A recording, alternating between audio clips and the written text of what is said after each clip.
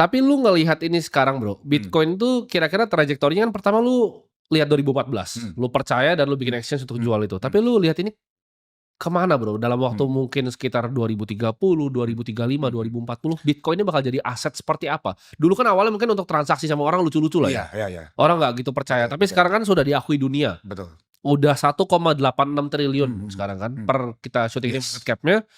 Ini udah bukan aset yang dianggap sebagai bercanda di dunia ini. Ini menurut lu dari orang yang udah ngeliat ini berarti sekitar hampir 10 tahun lebih 10 tahun, 3 cycle. 3 cycle 10 tahun lebih, kemana bro? Arahan Bitcoin ini dan ini akan jadi aset seperti apa? Oke, jadi banyak orang ini nggak sadar ya. Secara ekosistem ini kita ini udah bertumbuh sangat luar biasa bro. Ya. Kalau lu tahu pertama kali di 2014, Bitcoin is means nothing bro. Ya. Gua ada sebuah cerita yang gua nggak pernah share dimanapun ya. 2015 kan gue mendirikan Drift. 2016 seperti startup pada umumnya, gue itu cari funding bro. Oh lu nyari funding waktu itu? Sempat itu gue cari funding, karena gue harus nerima Bitcoin dengan jumlah banyak kan, jual semua, gue cari funding lah. Terus gue ketemu salah satu VC yang terbesar di Southeast Asia. Kalau gue kasih kisahnya tau lah namanya. Gue tuh udah nyiapin nih presentasi gini seminggu, wah bikin pitch yang sebegitu kerennya ya. Pas gue datang, presentasi baru bro, slide pertama atau slide kedua, dia langsung stop gua dan dia bilang apa? Sorry, we don't want to touch Bitcoin. Oh. Wah, dia bilang Bitcoin is something like Ponzi or MLM bagi mereka waktu saat itu. 2016. 2016. Gua dibegitukan kan langsung kayak sakit hati gitu kan bos. Lu gimana udah bikin pitch, perusahaan lu udah jalan. Lu di stop tuh langsung baru slide kedua. Baru slide 1 kedua itu langsung di stop. Nah dari sejak itu gue tidak pernah lagi minta ke VC sejak itu. Oke. Karena gue merasa wah sakit. Gue merasa Bitcoin diginikan, gue merasa sakit hati. Ini kan barang dagangan gue. Lu belum tahu apa-apa kok udah judge Bitcoin ini MLM atau Ponzi gitu loh. Ya kan? Jadi gue waktu itu 2016 sampai berjalan berikutnya itu gue trading Bitcoin untuk biayain Thrift. Banyak orang yang nggak tahu ini. Oke. Jadi gue trading. Untungnya gue buat biaya operasional, gaji karyawan, gaji server, dan lain sebagainya. Karena at that time, people don't believe in Bitcoin. Makanya gue kan punya moto kalau lu lihat sosmed gue kan, go big or go home kan. Gue waktu itu setelah ditolak itu, gue yakin banget Bitcoin ini gonna be something big gitu loh.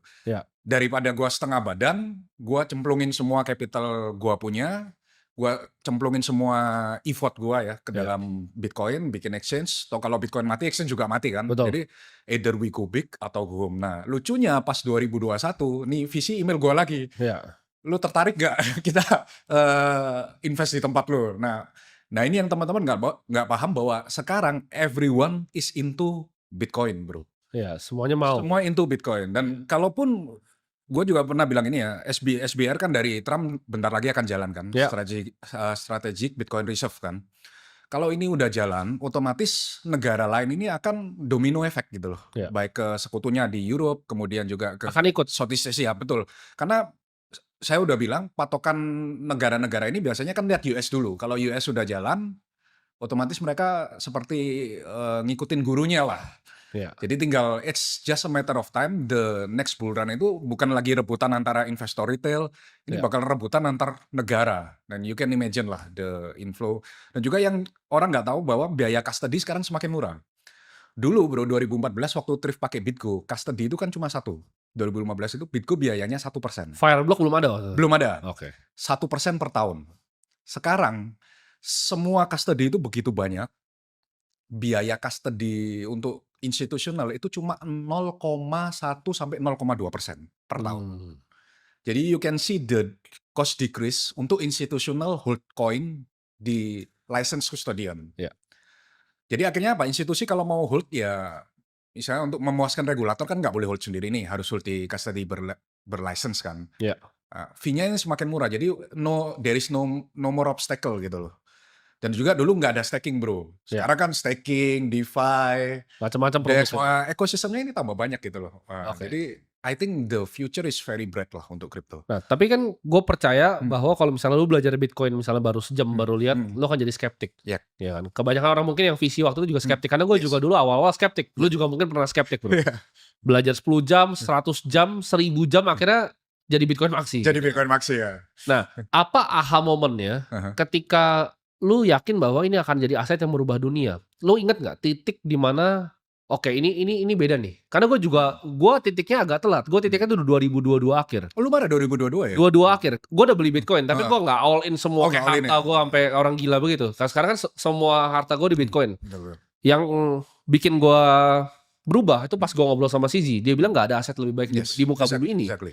Nah tapi kalau lu apa? Titik momennya kapan waktu itu? Gua jujur waktu bikin exchange itu di tengah jalan 2015 itu gue langsung all in karena gue melihat, nggak tahu ya, mungkin karena keluarga gue kan datang dari keluarga pengusaha ya. Jadi kalau gue lihat something yang business chance atau biasanya apa ya, my gut feeling itu jarang salah gitu loh. Dan gue merasa ini gonna be the next big thing yang orang nggak sadar gitu loh. Karena di mana lagi, it's super liquid bro, super liquid, you can transfer to anywhere, you have the power of your own network, karena istilahnya lu bisa simpan sendiri. Ini the aha moment itu waktu gua lihat ini, semakin gua pelajari, semakin gua pakai, semakin gua transaksi, ya there is no other thing like this gitu loh.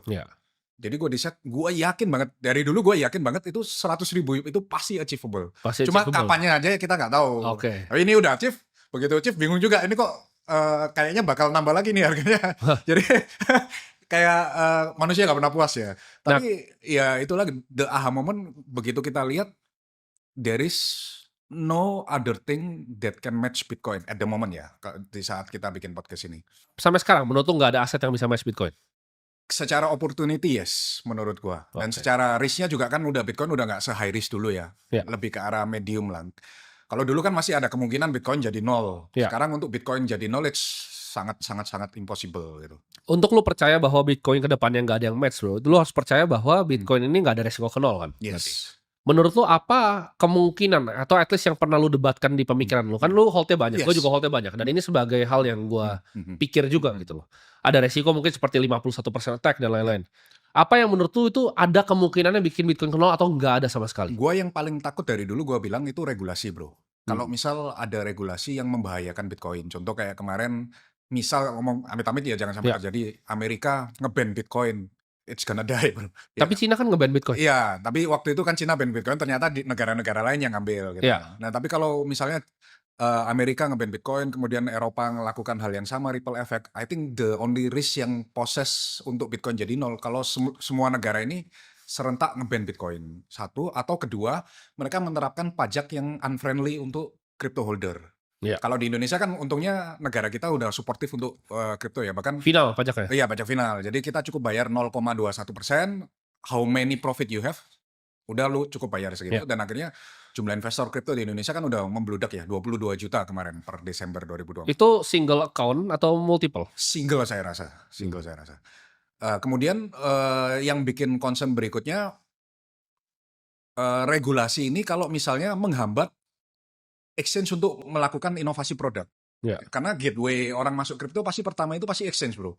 Nggak mungkin dia lari ke DEX, nggak mungkin kan. Pasti yang paling simple deposit rupiah atau deposit US dollar kalau di exchange luar, and then they convert it to crypto kan. Nah, I think 3 ini kalau ini dihambat, ini akan bikin kripto ini grow-nya nggak secepat sekarang. Tapi so far ngelihat pemerintahan Trump, pemerintahan Indonesia juga, kemudian pemerintahan di negara-negara Southeast Asia lain, itu